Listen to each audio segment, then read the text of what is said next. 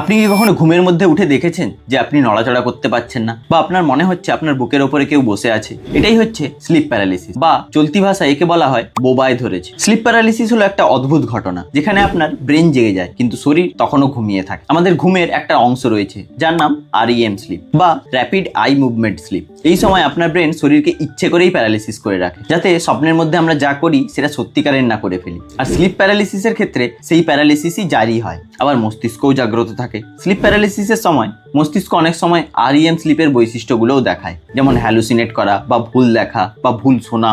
আর তার জন্যই লোকে একে ভূত বা অদৃশ্য কিছুর উপস্থিতি ভেবে আতঙ্কিত হন। বিশ্বের বিভিন্ন দেশে বিভিন্নভাবে একে ডাকা হয়, যেমন জাপানে একে বলা হয় ক্যানাসিবারি, ব্রাজিলে বলা হয় পিসাডিরা, আর চায়নাতে বলা হয় গুইয়াসেন। কিন্তু এটা খুবই স্বাভাবিক এবং একটি নিরাপদ ঘটনা, কোনো সুপার ন্যাচারাল ঘটনা নয়। আপনি কি জানেন বিশ্বের প্রায় 8% মানুষ রেগুলার স্লিপ প্যারালিসিস অনুভব করে, আর এই ঘটনা অনেক সময় বংশগতও হতে পারে। আরেকটি অবাক করার ঘটনা, স্লিপ প্যারালিসিসের সময় আপনি চোখ নাড়তে পারবেন, শ্বাস নিতে পারবেন, কিন্তু শরীরের বাকি পেশিগুলো অচল থাকে। আর আপনি যদি চিত হয়ে ঘুমান তাহলে আপনার স্লিপ প্যারালিসিস হওয়ার সম্ভাবনা 3 গুণ বেড়ে যায়। আর স্লিপ প্যারালিসিস কমাতে চাইলে ঘুমের একটা ভালো রুটিন মেনে চলুন। একই সময় ঘুমান এবং একই সময় উঠুন।